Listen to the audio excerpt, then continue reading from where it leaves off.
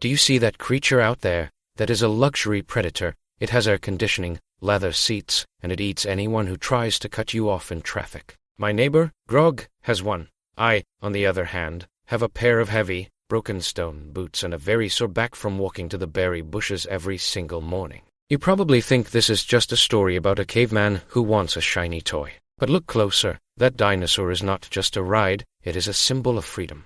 In your modern world, you call it a car, a house, or a retirement fund. But the math is exactly the same as it was 10,000 years ago.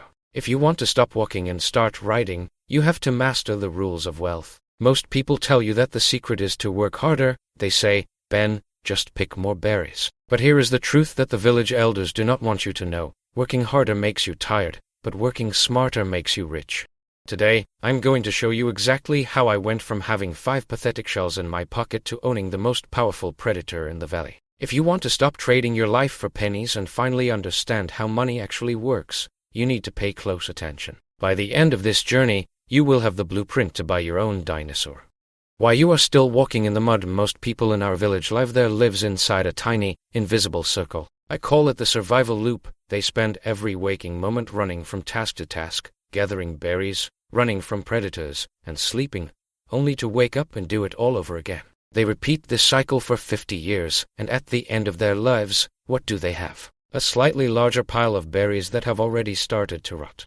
You might think you are different because you have electricity and the internet, but you are not. If you are trading your precious, finite time for a fixed amount of money, you are still walking in the mud. You are trapped in that same loop, in the survival loop. Your income is tied directly to your physical effort. If you stop moving, the money stops flowing. The moment you stop, the world moves on without you. To buy that dinosaur, you have to break the link between your time and your income.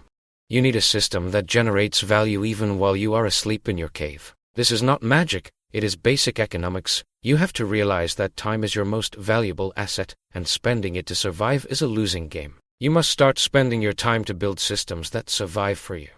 The psychology of the first caveman hunter. Why do we want the dinosaur so badly? It is not just about the speed, it is about the status, the comfort, and the feeling of superiority. This is the same psychological trap that drives you to buy things you do not need with money you do not have. The first caveman hunter understood that the human brain is wired for immediate gratification. When you see a shiny spear, your brain screams, buy it now. But wealth is about the exact opposite.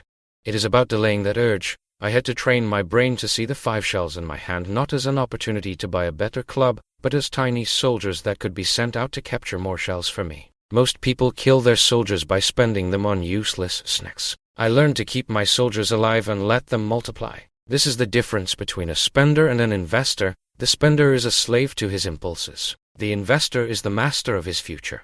Mastering your mind is the first step toward that dinosaur. You must learn to look at a pile of shells and see potential energy, not instant pleasure. Your brain is a tool that has been programmed by thousands of years of survival, but to get rich, you have to override that programming and choose logic over emotion.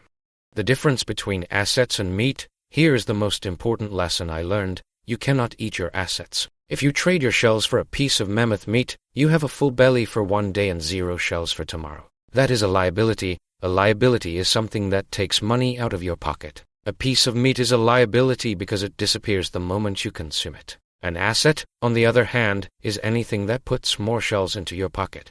A sharpened stone tool that helps you process grain faster. That is an asset. A plot of land where berries grow without you doing anything. That is an asset. My neighbor Grug bought a massive, fancy fur coat that he could not afford. That was a liability. It looked good, but it did not make him a single extra shell. I chose to invest in a flint shaping machine. It took me a long time to build, but once it was finished, it produced high-quality arrowheads that I could trade for 20 shells a day. I kept the meat, but I sold the tools. That is how you get rich. You need to stop focusing on the status symbols and start focusing on the machines that produce wealth. Every dollar you spend on a luxury is a dollar that could have been invested in an asset that pays you back forever. Why saving shells is not enough. A lot of elders tell you to save your shells. They say if you put them in a hole in the ground, you will be safe. But they are wrong. Have you noticed that every year, the price of a good dinosaur goes up? That is what happens when more people want the same number of dinosaurs. If you just save your shells in a hole, their value melts away like ice in the summer. Saving is the first step, but it is not the destination. You need to protect your wealth from the silent thief called inflation. If you want to buy a dinosaur that costs $10,000 today, but you wait 5 years, that same dinosaur might cost $15,000. If your money is just sitting in a hole, you are losing ground every single day. You must learn to invest. Investing is the process of making your money grow at a rate that is faster than the rise in the cost of things you want to buy. If your money is not working, you are working for nothing. You must treat your savings account as a temporary storage facility, not a home for your wealth. The goal is to move your money from a place of safety to a place of growth, consistently and intelligently, until you have enough to make the big purchase. The birth of passive income in the cave. I realized that if I worked 10 hours, I got paid for 10 hours. But if I built a system, the system could work for me 24 hours a day. I started a fire starting business. I didn't just sit there and spark wood for people. I created a service where I trained others to start fires and took a small cut of their earnings. I was no longer trading my time directly for shells. I was trading my expertise and my system for a recurring flow of shells. This is passive income. Passive income is money that flows into your pocket without you being present to physically labor for it. When you have a machine that makes arrowheads or a system that collects a commission from other hunters, you have created a source of wealth that doesn't sleep. Most people are terrified of this because it requires effort up front. It requires you to build something when you could be resting. But the reward is worth it. Once your passive income covers your basic survival, you are effectively free. You are no longer working because you have to, but because you want to. That is the moment the dinosaur becomes a reality. You have to be willing to do the hard work now so that you can reap the rewards later. The power of compound interest. Imagine you have one shell. You invest it, and it earns 1% in a week. That is a small amount, right? But the next week, you earn 1% on the new total. This is compound interest. It is the eighth wonder of the world. In the beginning, the growth is invisible. You might feel like you are not getting anywhere. But if you are patient, the growth starts to snowball. The interest earns interest, and then that interest earns even more interest. After a few years, your pile of shells starts to grow exponentially. This is the secret weapon of the wealthy. They understand that time is the most important component of growth. If you start early and keep reinvesting your gains, you can turn a small, modest amount of money into a mountain of wealth. Most people quit too soon because they want instant results. They want the dinosaur today, but wealth is a game of endurance. It is about letting the math work in your favor over a long period. You have to feed the snowball and let it roll. The more you put in, and the longer you wait, the more massive the result will be. Compound interest is the engine that drives your dinosaur fund toward completion. Avoiding the debt trap, Grog wanted his dinosaur right away, so he went to the village lender. He promised to pay back double what he borrowed in 1 year. He got his dinosaur, but he spent the next 10 years working just to pay off the interest. He became a prisoner of his own purchase. This is the debt trap.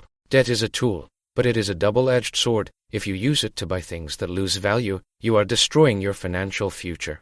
If you use it to buy assets that make you more money, it can be a catalyst for growth. But for most, it is a nightmare. I stayed away from the lender. I lived on less than I earned, and I saved every extra shell. It was not fun, and it was not fast, but it was mine. I didn't owe anyone anything. When I finally bought my dinosaur, I owned the whole thing. There were no monthly payments and no interest fees. Freedom is not just about owning expensive things, it is about owning them without strings attached. If you can afford it in cash, you can afford it yet. Don't let your desire for a shortcut lead you into a trap that keeps you in the mud for the rest of your life. Keep your finances clean and your freedom intact.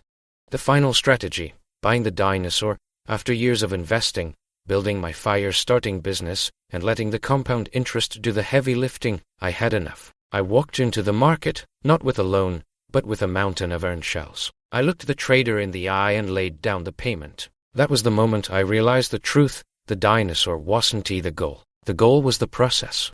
The discipline I learned, the businesses I built, and the patience I developed were worth much more than the beast itself. But riding that dinosaur, that was just the victory lap. You have to understand that the wealth you build during the journey is what stays with you forever. The dinosaur is just a tool, but the skills you gained are the real treasure. Now, it is your turn. You have the map, the strategies, and the mindset.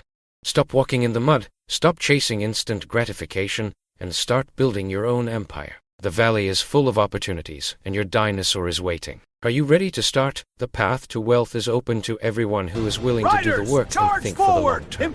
Go out there, plant your seeds, and don't stop until you are riding your own dinosaur into the future. Your journey starts with the very next shell you decide to invest.